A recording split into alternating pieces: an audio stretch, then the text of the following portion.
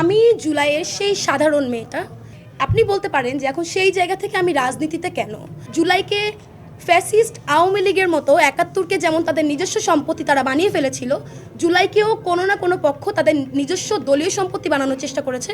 আমি জুলাইয়ের সেই সাধারণ মেয়েটা, সেই অরাজনৈতিক মেয়েটা, যে কিনা নিজের বিবেক এবং অন্যায়কে দেখে থাকতে না পেরে এই আন্দোলনে যোগদান করা।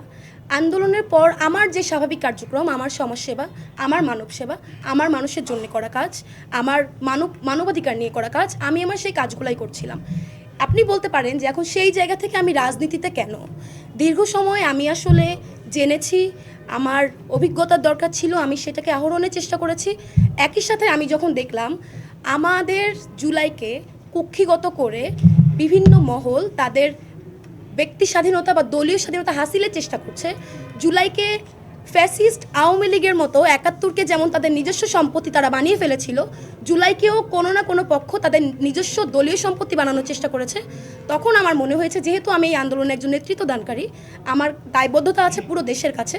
সেই দায়বদ্ধতার জায়গা থেকে আমি রাজনীতিতে আসা এবং আমার জুলাইকে এই কুক্ষিগত করা হাত থেকে রক্ষা করার দায়িত্ব তো অবশ্যই আমাদের সবার।